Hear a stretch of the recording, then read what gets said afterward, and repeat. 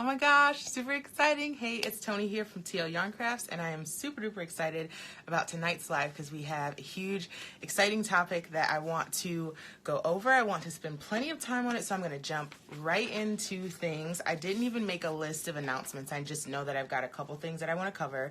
But before I do that, let me have you all start by telling me who you are, where you're checking in from, and what you're working on this evening. I am working on a pair of gloves.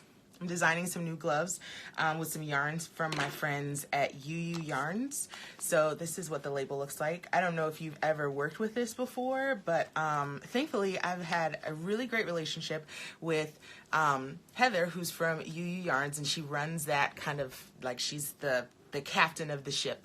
And she's fantastic, and we've been able to work a lot together over the past year or so. Actually, my Sophia Cardi was made with UU Yarns. I did a yarn subscription box project with UU. I did my Simple Seed cowl, which is a Tunisian crochet cowl that's available from UU Yarns. So lots of fun stuff with them. So I've got some more things coming up for the fall. Finishing this up, gonna send this off to her. This yarn is so crazy squishy. So if you see me squishing things, I'm squishing yarn, obviously. So working on a baby pink Rebel cami here. Exciting. I am over the moon crazy excited to see Rebel camis happening. I'm gonna try and take this filter off because the lighting in here is really weird. Just don't get on me about how funky my skin is right now. Let's see, who else is in here? Hi from Texas. I'm going to swatch the Coles River after I cooked it. Coles River Crochet Along is going on right now, so we're going to talk about that briefly, but I just want to make sure I see everyone. Good evening from Massachusetts. Hello. Who else do we have?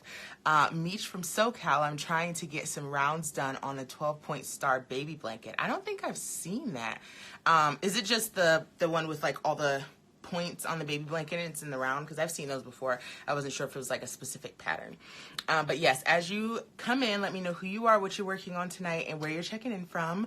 Carlton, Texas, working on a Tunisian stitch Afghan. Love it. Oh my gosh. I need to get back into Tunisian. I had a few months where I was obsessed with it, but I've moved back to traditional crochet for some different projects that I've been working on, but I'm hoping to do some more Tunisian projects for late winter, early spring 2019, which is insane to be even thinking about, but 2018 is basically in the books for me as far as designs.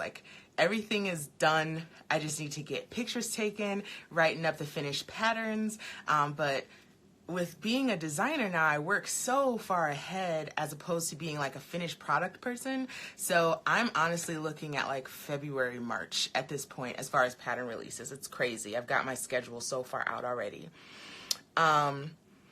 Hello, Bridget. She's testing a pattern, I assume that means, for Shannon Creates. That's awesome. At work in New Zealand, it's pouring with rain. You know what? I could use some rain right now, at least to just get the temperature down, because I don't know why summer is back with a vengeance. It was 95 degrees outside yesterday, and I'm this is not working for me.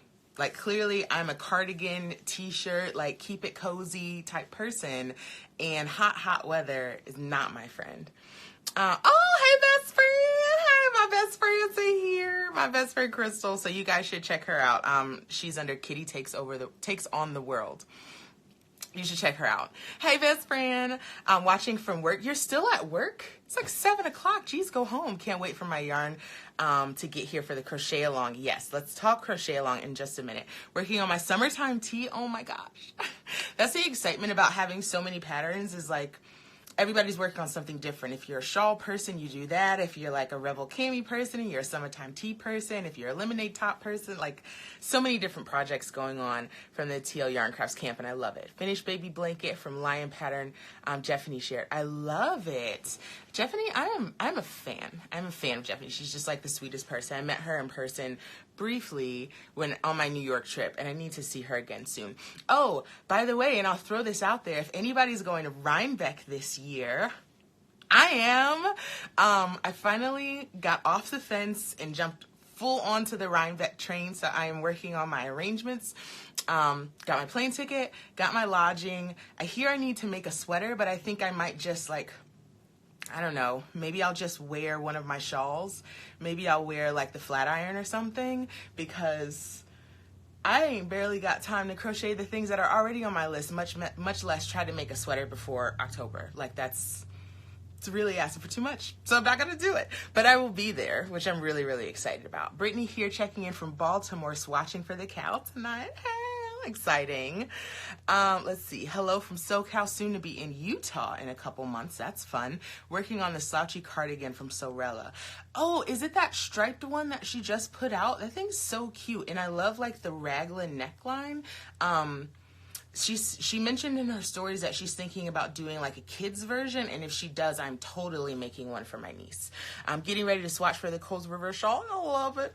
I need your Tunisian tips and tricks because my ends stay loose from working the hook into the ends. So all of my Tunisian crochet learn to patterns, learn to videos are up on YouTube. So if you have any questions about Tunisian crochet, go watch those videos. They're completely comprehensive. They talk about all my tricks for keeping my Tunisian crochet super neat. One of my best tricks for working in the ends and keeping them looking nice is make sure you're working under both loops on your last stitch on the forward pass, and then tighten up the loop that's on your hook on that stitch. Not too much, otherwise it'll curl, but tighten up the loop on your hook just to make sure you keep those ends clean. But the best advice, make sure you're working under both loops at the end of the forward pass, the last stitch of the forward pass for Tunisian crochet. Let's see. Yes, this humidity is awful. Tell me about it. So my husband's here. He's in the kitchen crocheting a glass of ice water. So silly. Hey, from Texas, I just got my shipping notification from Kenya for the cow. Exciting. Working on Swiffer covers. Love it. Practicing Tunisian. Only if Courtney was here, then the whole team would be present. So I have a group of friends from home. My super duper best friend, Crystal, and then my friends Lisa and Courtney, and the four of us, we had like a whole little name for our little mini gang back in the day. And, me and Crystal had gotten tattoos when we were in Miami, but mine disappeared. I think hers disappeared too. There's still like remnant ink. It's gone though. It was so cute. And like the tattoos were representative of us as friends, and we were all four gonna get them, but we're gonna regroup and find a better place for these tattoos because apparently finger tattoos are not reliable and they fade away, and that is frustrating. I've made 3 summertime tees already. Lemonade top is next. Love it. Love it. Hi from Houston, working on testing the Pebble Cardi for Woods. I can't wait to see those. So you guys already know that I'm totally obsessed with Melissa. I've met her several times. She actually lives not too far from my parents. So when I go home, I go to her Sip and Stitch events. And she and I, and of course, Chantel from Maker Strong, we chit chat all the time. So watching the progression of the Pebble Cardi and the way that Melissa is so intentional and thoughtful about releasing it and sharing information and making sure her testers have a lot of time. Like my process for design is a little bit faster with the turnaround because typically my projects are for someone else, like for a collaboration or for a yarn company or whatever. But Melissa has, you know, the luxury of being able to kind of take it slow and make sure every single piece that she puts out is like really thoughtful, and it's only the pieces that she likes, and she can kind of take her time with it, which I envy and which I love watching that process because like everything Melissa does is super intentional. She spends a lot of time working on it, and you can see it in the work that she does. So if you don't follow Melissa from Woods and Wool already, you need to, and you need to get on her email list as well, because when that Pebble Cardi comes out, you're going to want a copy. You're going to want it like super fast. Yes, Tony is going to Rhinebeck, and I will be wearing my flat iron. I think that's the plan. Let's see. Testing the diamonds dress for Knititude and working on some clay crochet hooks. Love it. I don't own any clay crochet hooks. I haven't worked with them before. So if you guys have any suggestions on like where I should try one from, let me know. I'm trying to figure out what hooks to buy for Tunisian. So I have a review for my favorite Tunisian crochet hooks. They're the Denise Interchangeables, and there's a video review and a link to buy them from Amazon. Those are literally the only Tunisian crochet hooks you'll ever need. The set I think is like $50. You get all the sizes, all the cords. You might want like additional cords, but Denise Tunisian Interchangeables, best bet. Absolutely go for it. Okay. Yeah, my tattoo's gone completely. Let's see. A slow night at work means I get to pop in and catch you. Well, hey, thanks for hanging out. Try Speckled Clay Boutique on Instagram. She has the best clay crochet hooks. All right, I'll look her up. Do you like the Denise knitting needles? I haven't used the Denise knitting needles because I crochet primarily, but I have used the Denise interchangeable crochet hooks as normal crochet hooks, and I absolutely love them. Hello, Turkey. I have those Tunisian hooks. Aren't they fantastic? I love Tunisian crochet. It's fabulous. And those Denise hooks, I have some other Tunisian crochet hooks because I have a problem with buying crochet hooks. Like, I buy too many and I buy them all. And when I got into Tunisian, I did a whole bunch of research. First, I got the wooden ones from Knit Picks because I like the Knit Picks crochet hooks on their own. The issue with those was, with Tunisian crochet, you typically have to go up like 2 full millimeter sizes from the recommended hook size for the yarn to get Tunisian to work properly. And the Knit Pick sizes started at like 3.75 and went up to a 6 millimeter. But I needed way bigger sizes. I needed like 8 millimeters and 9 millimeters to work with worsted and bulky weight yarns. So I ended up getting the Denise's, and I just got the whole set because I'm impulsive like that, and they're fabulous. I love them.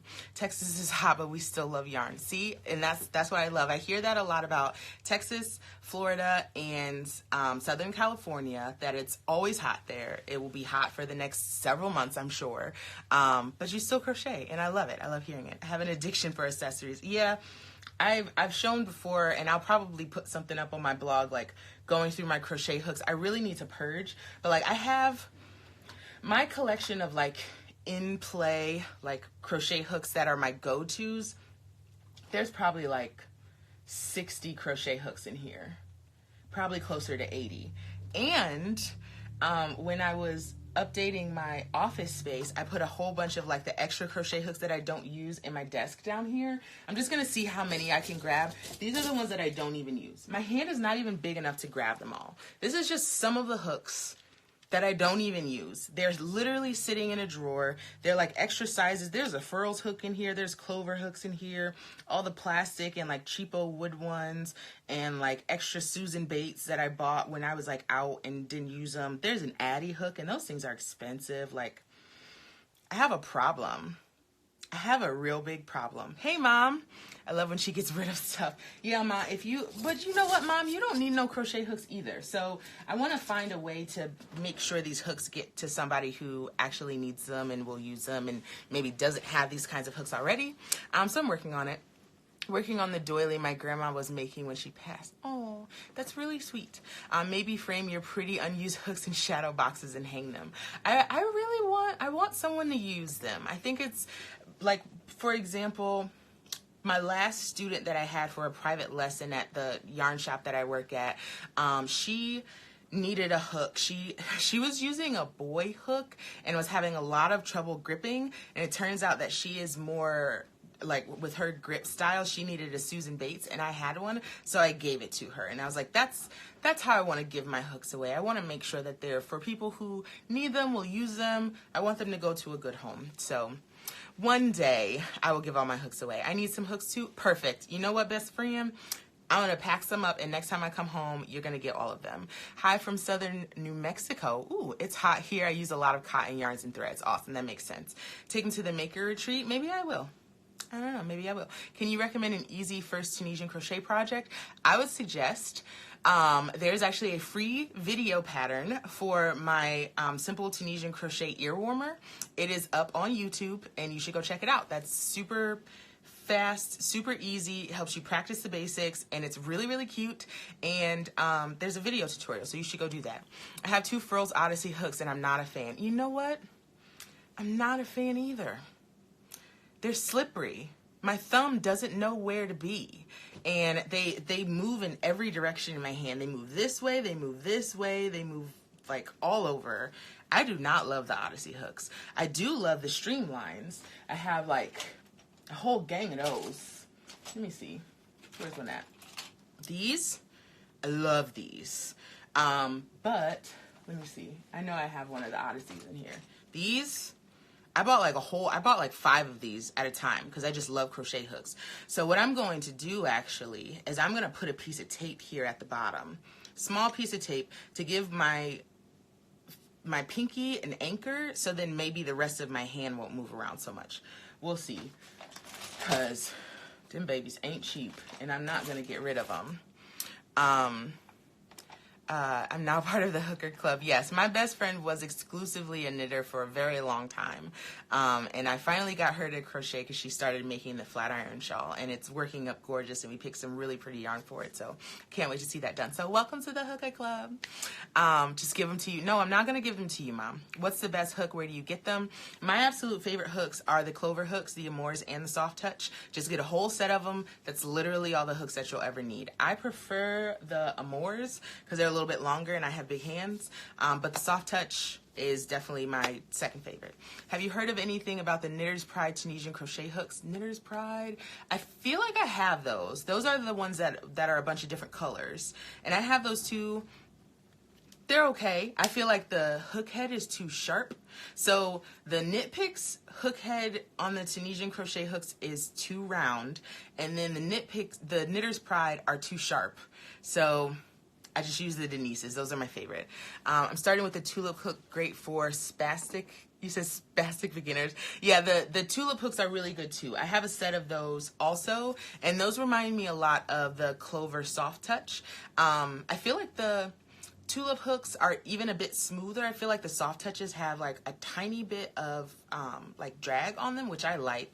But the tulips are even smoother. But then they have like the little grippy on the thumb, which I really, really like. Let's see. Mom, I know your birthday's coming up. You don't need any more crochet hooks. I'm not giving them to you, but I love you. I have a whole basket of yarn here for you. I promise. Yeah, okay. Where am I at? I'm lost. I'm obsessed with my Clover hooks. Can't get used to the wooden furls. I really like the wooden furls. They're really comfortable for me. It depends on the yarn, and that's why I have so many crochet hooks in play. I have metals and woods and ones that are more finished woods and like less finished woods. It really depends on the yarn, because I'm going to use a different hook for cotton than I will for wool, because it's going to drag on the hook differently. So it's just a preference thing. Good morning, Australia. Hello and welcome. I just got a set of the Soft Touches this week. I'm in love. See, aren't they amazing? I will get hooks from Joann's and Michael's and get grips.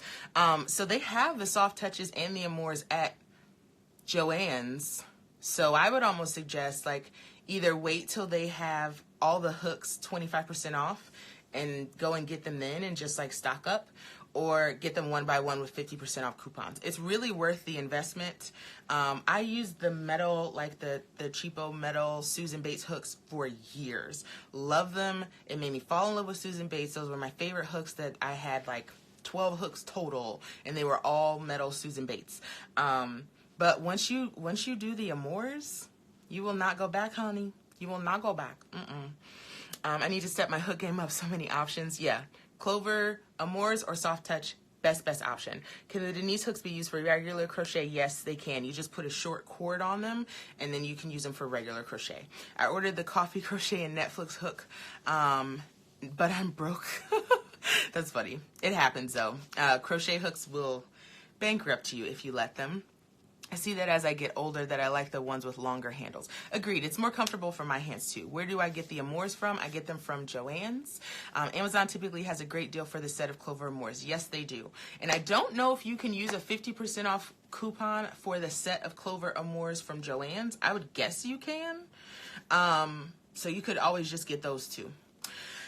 Okay, a couple really quick announcements before we get into tonight's topic. I wanted to remind everyone, of course, that the Coles River Crochet Along is going on right now. Registration is still open. Registration closes next Monday, the 3rd. Yes, registration closes on Labor Day. Reason being, we actually start crocheting and the actual pattern goes out to everyone on the 4th. So if you are not in during registration time, you're not going to see this pattern available for purchase until October. Let me repeat that. If you don't register for the cow right now, you will not see a individual copy of this pattern until October. And I did that for a very specific reason. This is my very first crochet along. I was over the moon excited about planning it and getting it together, and I wanted to make sure that the people who took the time to register, get into the group, really had some exclusive perks. And one of those exclusive perks is you get an early copy of the pattern. So this crochet along is not just casual, like buy the pattern and come hang out with us. No, it's you in, or you out and you out. So if you're in, you get a copy of the pattern on the 4th. And you also, of course, received super great discounts. Like there's discounts from We Are Knitters, from Furls, TL Yarn Crafts, from Ken Yarn, and there's a discount from, and of course, Bee Queen is doing a really great sale that goes on till the end of the month, and then she's offering an additional discount to CAL participants only during the rest of the crochet along. So you get all those amazing discounts, and there are some really, really fun contests. So all of those sponsors have given us stuff for the contest, and Joanne has given us stuff for the contest. So you could win Furls hooks. You can win a Bee Queen collection hook. You can win a kit from We Are Knitters. You can win crafty badges from me. You can win yarn from Jake from Ken Yarn, and he sent the yarn to me. If I hadn't already said that his yarn was in the giveaways, I might be keeping it for myself because it's really, really pretty. And there's gift cards from Joann's in there. So Joann's didn't want to give us a coupon, but they are going to give us some pretty sweet gift cards for the giveaways. Like the prizes, okay. I wish I could win, okay? So I spent a good amount of time kind of negotiating the prizes with some of my favorite companies, people that I've worked with before, and established these really great relationships with, because you have to pay $15 to be in the crochet along, so I got to make it worth it. I'm not going to give you some rinky-dink prizes from people that you've never heard of, or like crappy prizes that I wouldn't even want to win. Like I wanted to make sure you were going to win some fabulous stuff, and you will. So there are 4 contests going on for the crochet along, and of course you can't win if you're not registered. Let's see, what did I miss? I'm talking up your channel for my next design. Yes, if you are doing Tunisian crochet designs or whatever you might need TL Yarn Crafts videos for, go for it. Just make sure you mention them. It broke. Oh no, your crochet hook broke. Oh, that's sad. Oh, hey Jake, I was just talking about you. Can't wait to get started. Awesome. Happy early birthday. The prizes are amazing. So excited for the CAL. Yes, so the crochet along is a really huge deal. I just want you guys to know. So my testers are finishing up the pattern right now. I've already received some photographs from them, and like I'm always so blown away with how testers interpret my patterns and makers interpret my patterns. So I have like this singular vision for this project, and then I give it to 6 to 8 other people and say, hey, make this thing and let me know what you think. And the response is always amazing. So if you're a designer that doesn't work with testers, you really need to get on that train. And I actually did a blog post about working with pattern testers, so you should go read that. But honestly, the pattern testing phase is one of my favorite parts of designing, because it just helps me to expand my mind and understand what other makers see when they see my projects. And just know that if you are in the CAL and when you do receive this pattern and looking at some of the yarns you guys picked, you're going to have some fun. You're going to have a lot of fun. I'm so excited and proud of you. Thank you so much. What's your favorite yarn for practicing Tunisian stitches? Literally anything. You can practice with anything. You can use anything. I would say like a worsted weight yarn is a good place to start. Anything heavier than that might be a little fiddly, but any kind of yarn. Thank you so much for your videos. You are so welcome. So last plug I'm going to do, probably not, that's probably a lie, but last plug for now that I'm going to do for the crochet along. If you want to get registered, the registration link is up on tlyarncrafts.com. Again, registration is $15, and I know that's new for some people. I heard everybody and their mama say they ain't never paid for a crochet along, and my response is you've never been in a TL Yarn Crafts crochet along. Okay? That's a little cocky. But it's true though. I worked really hard on this, and you're going to win some amazing prizes, and you got some really great discounts, and we've got a Facebook group that is popping 24/7, and the hashtag is looking amazing on Instagram, and like our moderators are famous. So there's a lot going into it. So yeah, you have to invest a little bit in the crochet along. How much yarn do you need to order for the cow? So you just need 2 skeins of fingering weight yarn, whatever you want. The yardage doesn't matter a ton. I think for my original sample, I used about like 740 yards of fingering weight. But typically, a skein of fingering weight yarn, you've got about 400 yards. So just 2 skeins of fingering weight. Okay, let's jump into tonight's topic, okay? Throw up some hearts if you're ready to talk boundaries. I'm ready to talk boundaries because I got lots of them. I've gotten really, really good at setting up boundaries, but it's an ongoing process. How do we join the crochet along? You can, the registration link is on tlyarncrafts.com. It's a product that you purchase. It's $15, and then you receive the welcome packet, and you can get in on all the goodies.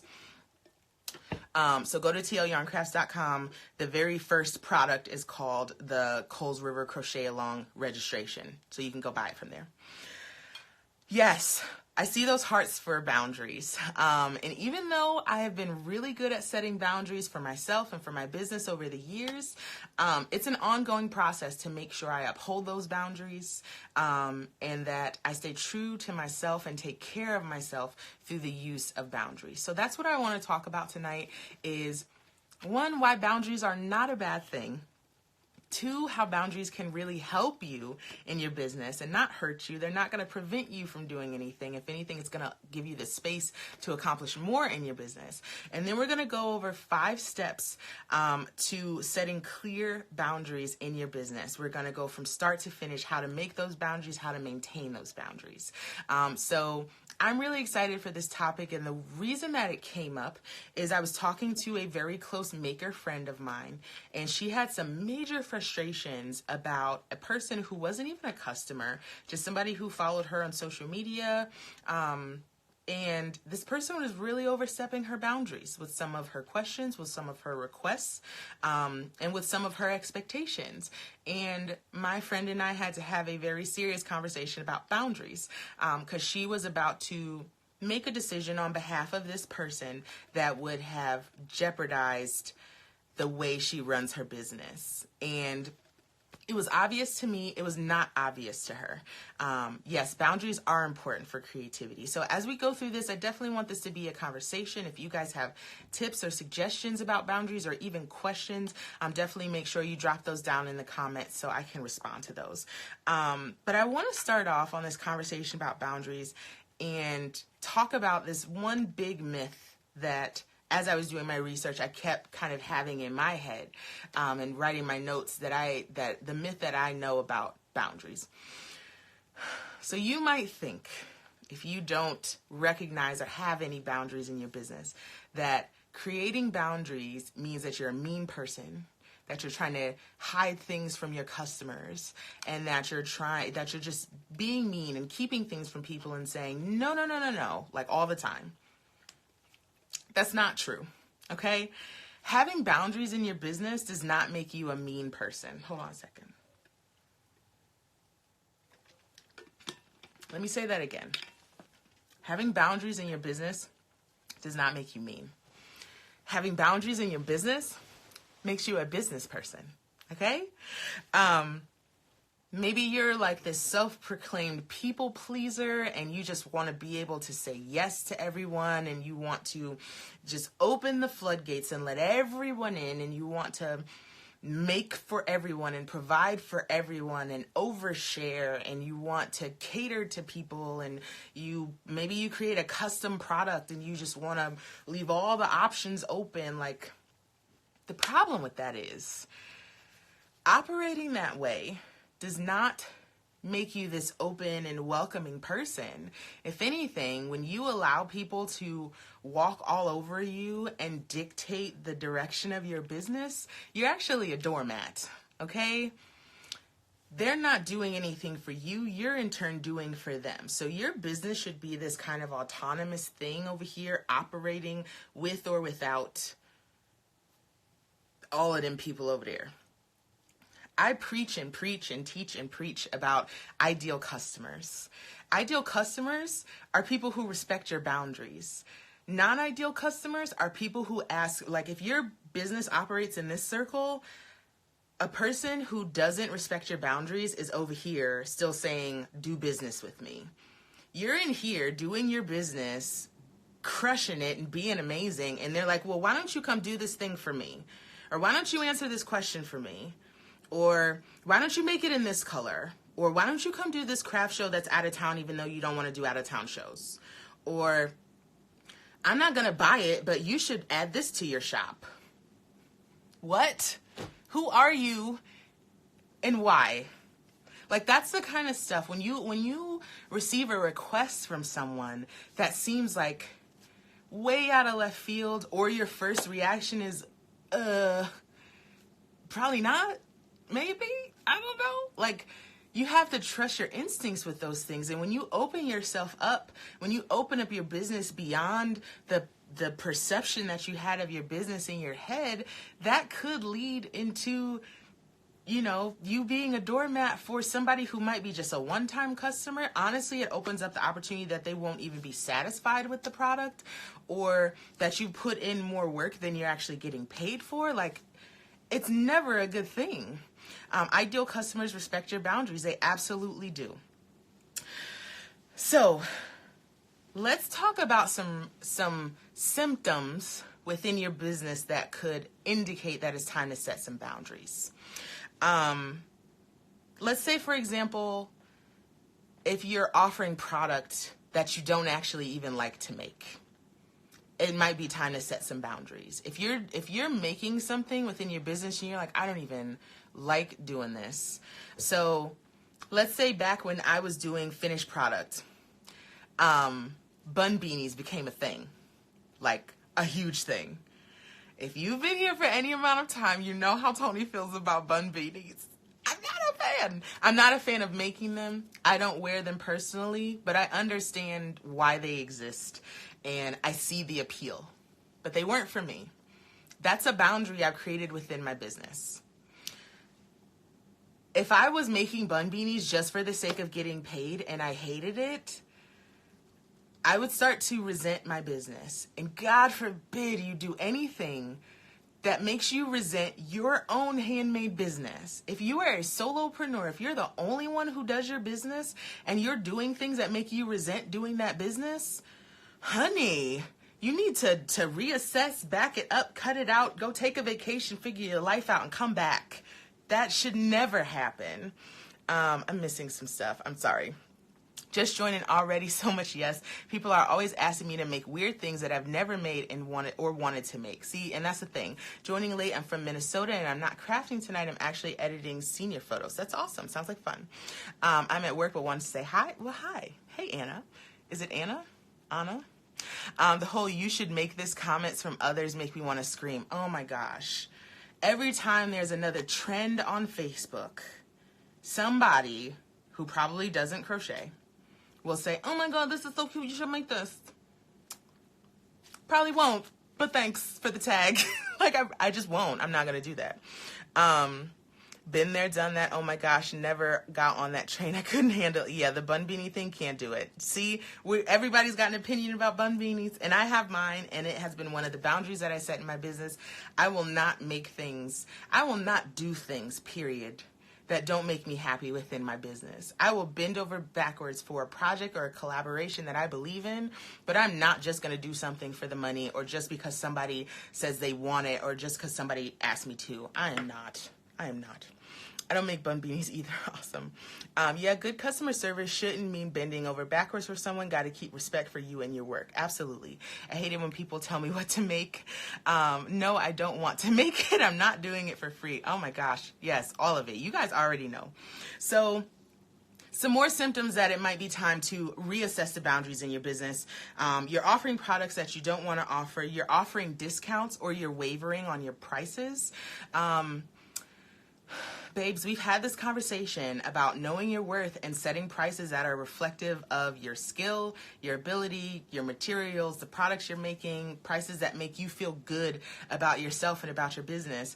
And if those prices are always negotiable, especially if you're making like hard items, if you make like 20 of these hats and you sell them at a different price to every single person, what are you even doing? I don't know. Don't you just hate that people send me photos of crappy stuff and ask me to make it?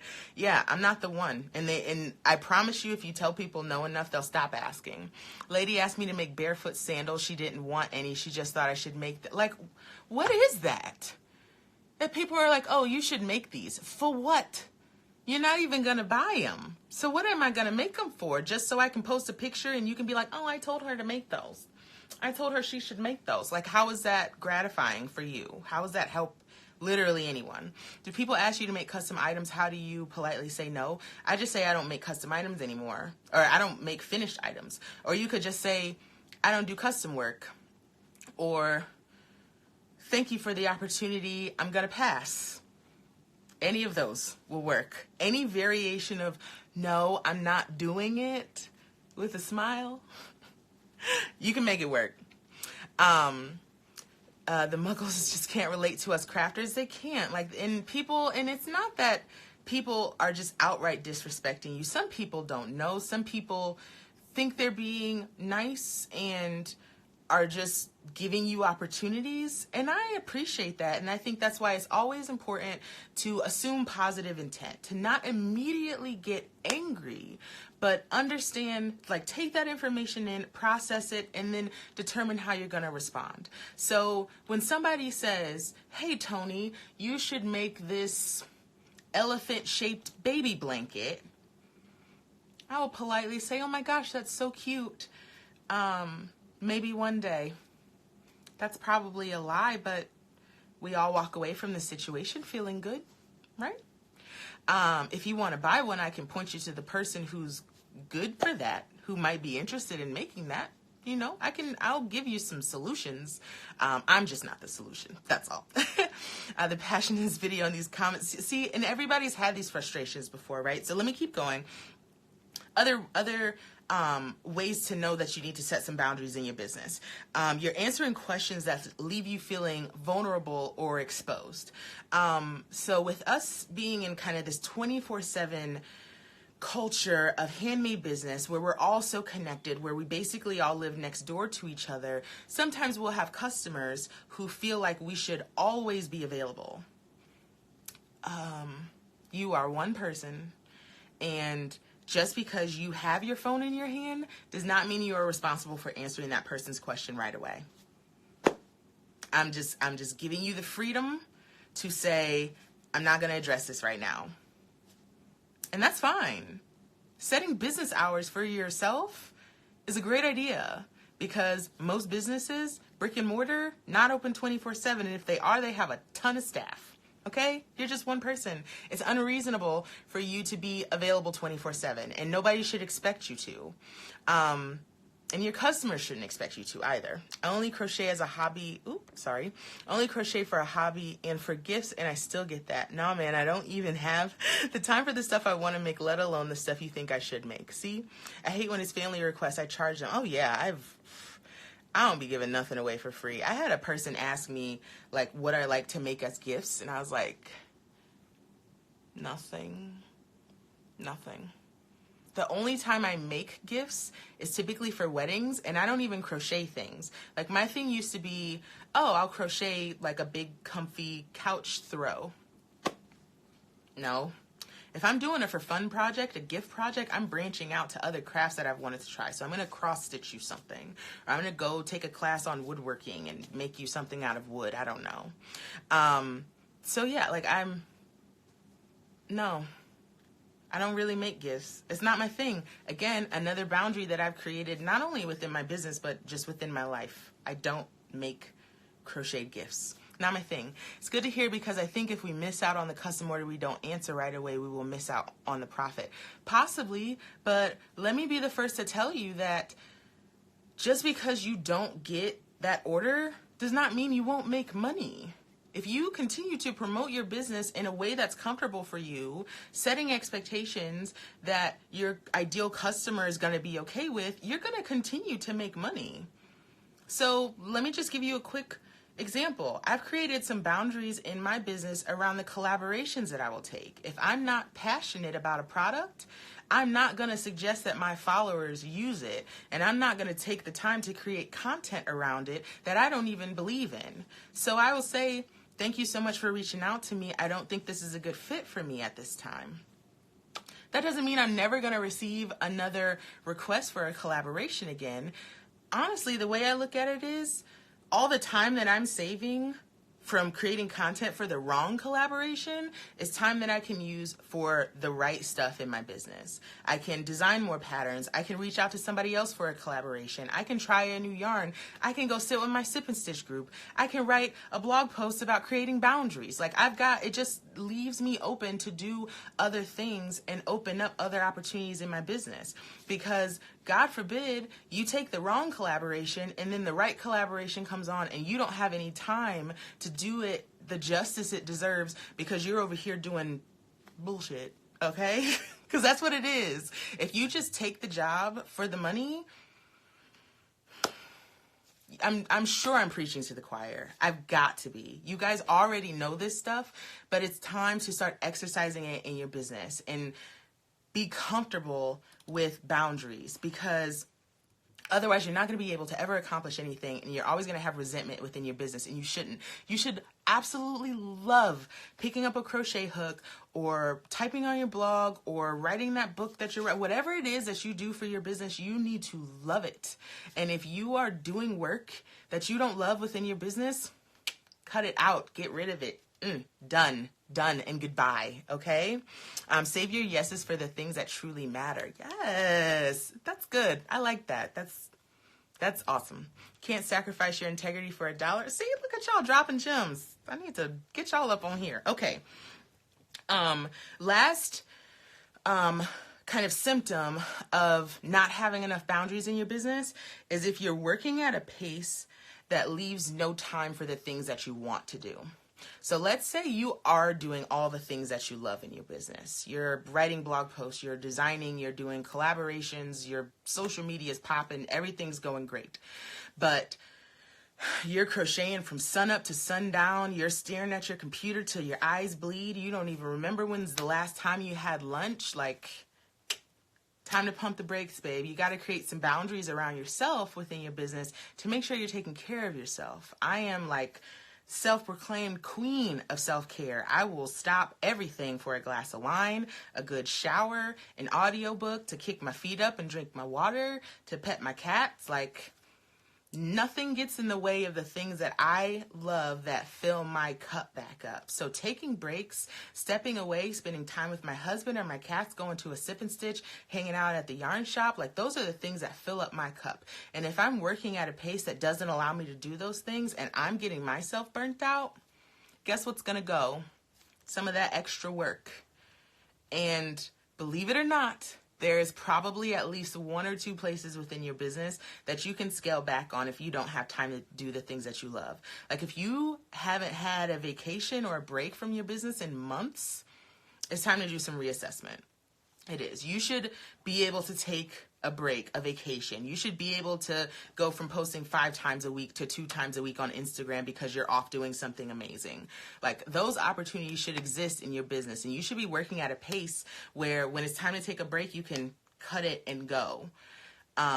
It might take some planning, and maybe you won't be able to step away 100%, but at least like 60%. Maybe you hand off parts of your business, you delegate a little bit if you have that opportunity, or there's just maybe like a month out of the year that you don't do none of that stuff, but you need to find the time. Even spending time with your mom. Yes, Mom, I do know. I need to come home.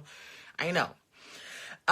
Been working a little too much. Yes, you gotta be able to step away. On Etsy, I get people messaging me, oh, can you make this? I really want X, Y, and Z. No, I don't want to make your weird requests. And see, and that's the thing, you don't have to. And I feel like platforms like Etsy specifically has like a feature where somebody can request a custom order from you. If you do that within your business, it's a great feature to have. But if that's not your thing, let people know. I do not accept custom requests. And when you set up listings in Etsy, there's a little checkbox saying like, do you accept custom requests? And if you uncheck that box, They get what they get. If they want it bad enough, they'll figure it out.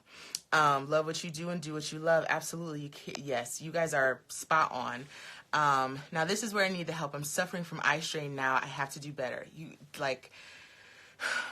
Here's the thing. This is what I'll say. And this is at least the experience that I've had. When I'm doing too much, something in my universe will let me know. Typically, it's my body. I'll get sick. Stuff will start hurting. I'll just be tired all the time.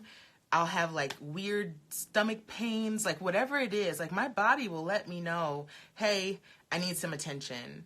You need to take a break, or your wrists are starting to hurt, or you're dehydrated, you're hungry, you're tired, your eyes, like whatever it is, you have to be in tune with yourself. And even if it's not your body that lets you know you need a break, like if I'm up in my studio working too hard, my cats will come up and they'll meander in, and I can feel the vibe. Like they're just like, hey, we haven't seen you in a few hours. What's the deal? And I'll take a break, you know? Something will let you know that you need to take a break. So those are the symptoms of not having enough boundaries in your business. Now, super quick, because of course I only have like 15 minutes left, how boundaries help your business. Boundaries mark limits for you and your customers. Specifically, boundaries aren't about keeping others out. It's more about keeping your sanity in, okay? And about making sure that there are clear lines of communication and understanding between you and your customers. So it's not like you're building walls. Instead, you are filtering the kind of attention that your business garners. So if you specifically say, I don't do custom work, people who want custom work won't come to you, and you don't want them. And that is good, because you're narrowing down, again, to your ideal customer. So creating boundaries is one of the ways that you find your ideal customer. So understanding what you don't want in your business helps you hone in on what you do want in your business. Also, boundaries set expectations. So boundaries make people more confident when they're doing business with you. So 2 quick scenarios. You've got one person over here who only sells hats in blue and red, and the only options you have are pom-poms or no pom-pom. And then you've got a person over here that sells 15 different kinds of hats. Each one's available in 24 different colors, and they don't even have any policies. You don't know when your product's going to ship. You don't know if it comes with a pom-pom or not. And your product shows up and it has a button on it, and you're like, why does it have a button, and weird stuff. Who would you rather do business with if you wanted a red hat with a pom-pom? Probably this person, because they've narrowed it down. You know exactly what you're getting. You know when it's going to arrive. You know what it's made out of. You know who's going to make it. You know. There's no lingering questions. So when you create boundaries within your business and you know exactly what you're going to offer to your customer and you communicate that clearly, it makes them more confident working with you because they know exactly what they're going to get from you. Boundaries clarify your business, they clarify your product, and they clarify your pricing.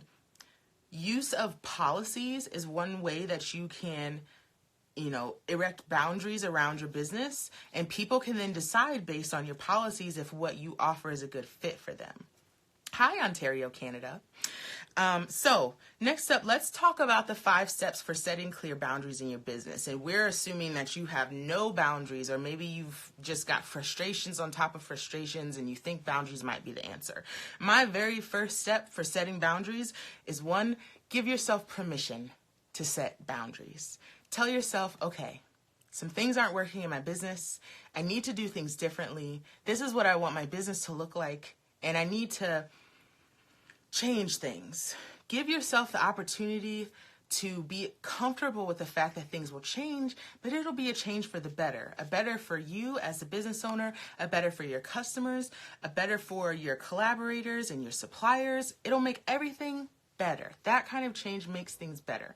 And first off, you have to get okay with making that change. Otherwise, any changes you make will not stick. Okay? Side note, I missed the first half, so I probably missed when you talked about the beautiful thing on the mannequin. Oh yeah, this is my Coles River kerchief. You should go join my crochet along. That's what I was talking about. Hello, Norfolk, Virginia. Oh my gosh, bunch of people from Ontario. That's awesome. So give yourself permission to make boundaries. First step. Got it? Next step. Figure out what your boundaries need to be. There's no one size fits all as far as what your boundaries need to be in your business. You need to find where your pain points are, where your frustrations are, the things in your business that make you feel resentful, or the things that make you feel unsure, the areas in your business that you're letting other people dictate as opposed to yourself. So pinpoint those things. Make a list. So on the left-hand side is what the pain points are. The right-hand side are the boundaries that you're going to set so you don't continue to have those pain points. So for example, let me see. I like when people put their business hours and policies. It sets expectations for everyone. It's a great boundary. Absolutely. Hi, Argentina. So let's say, for example, one of your pain points is you are constantly checking your Etsy messages, your Instagram DMs, your Facebook DMs. So like you'll log into your phone, you'll check your email, Facebook, Instagram, Etsy. Email, Facebook, Instagram, Etsy. And you're doing it over and over and over and over again because you're constantly in tune with the fact that somebody might be trying to communicate with you and order something from you. That's a very unhealthy place to be because it is taking you out of the moment. It's taking you out of your element. It's not allowing you to be your best business person. So a boundary that you can create in your business is that you only attend to messages between these hours in the morning and these hours in the afternoon, and you do not check messages on the weekends. Which I think is totally fair. I think it's totally up to you what you need your business to be able to accomplish. Oh, that light is disgusting. I look green. It's just going to be purple. So you need to figure out what your boundaries are going to be for yourself. Make a list of your pain points and figure out how boundaries can assist with alleviating some of those pain points. Because it might just be that you have bad policies or bad behaviors within your business that allow other people to dictate what you offer them. Step number 3, once you have your boundaries figured out, communicate them. One of the best ways to communicate boundaries within your business is to create policies. So maybe you have a policy around refunds, a policy around shipping, a policy around communication, a policy around custom orders, policy around turnaround time, whatever it happens to be. All of those are ways that you create boundaries within your business because you're telling them this is how it is. If you purchase this product, understand that you are agreeing to all of these policies, that you know your product won't ship for 2 weeks, that I only offer it in 3 colors, that I don't do custom orders, it's handmade so there are no refunds, or if there are refunds, here's how you have to get it back to me. If you sell patterns, yes, you can or you can't reproduce this, or whatever it is, whatever it happens to be, make sure you communicate that in some way. So aside from putting in your policies, maybe you send something to your email list, or you announce it through your social media, or you just put it into practice. You just start doing things differently, which is another way that you can establish boundaries within your business, is just start living them. Start saying no maybe when you used to say yes. Do it. Just get her done, okay? Step number 4, hold firm. Because if you don't, people will, again, walk all over you. If you say on Monday, I don't have a return policy, or you can't return things, and on Thursday somebody says, hey, can I return this? And you say, sure. What's the point? You've done all of this work putting all together all this beautiful copy for your policies and for the boundaries of your business, and then you stomp all over them. You use yourself as a doormat because you want to be a people pleaser, because you want to say yes to everyone. You got to get cool with saying no, and that's step number 5. Get okay with saying no. And say it however you need to make it settle well with your spirit. If your policy is to not accept returns and somebody asks for a return, direct them to your policy. Remind them that you don't do returns. That is a very nice way of saying no and letting them know, hey, this is what you signed up for when you purchase product from me. Have you tried the Bambino? Catch the rest on replay. Have you tried the Bambino? I don't know what that is. I don't know what you're talking about, honey. Hello, Hong Kong. Oh my gosh. I think this is the first time I've had somebody from Hong Kong here. That's awesome. It's hard to say no. I agree. And I think that's the hardest step of these 5 steps. You can create boundaries all day, but if somebody violates that boundary, intentionally or unintentionally, and you don't say no, all that boundary setting was for naught. So if people don't know about or don't respect your boundaries, it is only up to you to check them and to change the culture of your business by setting and maintaining those boundaries. It's hard to say no, but it's important to take care of yourself and to be fair to yourself. Exactly. This whole thing, setting boundaries, whether it be in your business, in your personal life, with your loved ones, with your friends, with business partners or customers or people you want to collaborate with, any boundaries that you set around yourself are for you. They're not for everybody else. They're to make sure you keep your sanity, to make sure you continue doing what you love, and to make sure you look forward to every day, to make sure that your business becomes what you want it to be. Not what I want it to be, not what anybody else wants it to be. To help you stay focused on your goals, to help you accomplish your goals. So those boundaries are to make sure your business becomes exactly what you wanted it to be and not what anybody else wanted it to be. You have to steer your own ship. If you let everybody else jump on and backseat drive, you're going to be in Timbuktu before you know it, okay? You have to take the reins. You have to be able to say yes and no and have the justification for whichever answer you give. Now, I'm not saying create so many boundaries that you never say yes, but make sure you have a reason to say yes to things other than, well, because such and such asked me to. It's not a good enough reason. I have no problem saying no. No is a complete sentence. Protect your peace. Yes. No is a complete sentence is probably one of my favorite quotes ever. Because sometimes if you're just getting into a place where you're starting to say no, you might feel like you need to give all this qualifier behind it. And you have to say, well, I'm really, really sorry, but I don't do that because blah, blah, blah. Just because you're saying no does not mean you need to apologize. That's one of the things that I'm working on right now. I don't have any problem saying no. I have a problem saying, no, I'm sorry, fill in the blank.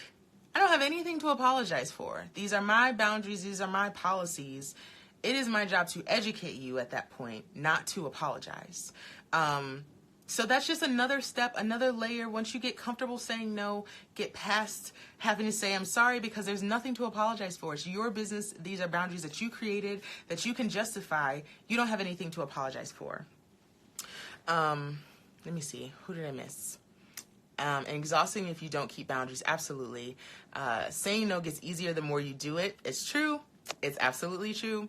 And I tell my son all the time to not apologize unless there is a reason. No, I don't do the fill in the blank. No need to explain. Absolutely. You guys are on top of it. You already know. Now, before we go, one last bonus step that I would suggest in the process of creating boundaries within your handmade business is to find someone, ask for help when you need it. And on that same vein, find people who you can vent to. Because you will, inevitably, as your business continues to grow and you get more popularity and people are coming to you for certain things, you will get the person who blatantly, straight up disrespects your boundaries, who stomps all over them, who comes in with their muddy boots like, my name is Susan and this is how I want it and I want you to do it like this. No disrespect to the Susans out there, but in my head, Susan is just the worst. Susan's going to show up, okay? And the first thing you're going to want to do is get a tone like this. Susan doesn't deserve that energy. She doesn't deserve the energy that it takes for you to be mad. Find those people that can relate to you, relate to your situation. Maybe that's your sip and stitch group. Maybe you're in a group chat with your friends. Maybe it's your mentor. Maybe it's your therapist. Maybe it's your husband. Maybe it's just your best friend. Maybe it's your cat, whoever. Find that person that you can vent to before you go back and talk to Susan. And tell Susan with your biggest Kool-Aid smile, I don't want your business. Go away. As nicely as you can. But find those people who can relate to your situation, who can at least be a sounding board to understand the emotion that's behind running your handmade business. I pour everything that I have into TL Yarn Crafts. And when I have those challenging people, I found better ways to flush out that energy, put it out in the atmosphere so I don't have to hold it and direct it in one direction. I get rid of it, get rid of all that frustration, and then I can handle my business. And you have to find out however that works within your own business. So we are almost done. I'm thankful my friends don't listen. She's a Susan. Sorry, Susan. I love the Susans. Susan's great. My theoretical Susan is not my best friend. That's all. We've got like 30 seconds left, but I want to thank you guys so much for hanging out with me tonight. If you're watching this on the replay, I would love to know what you think. And if you have any other suggestions on how to handle boundaries within your business, go join the Coles River Crochet Along. Registration closes on Monday. And I just want to hang out with you guys. In the Crochet Along. Lots and lots of friends. Yeah, I love you guys so much, and I will see you later.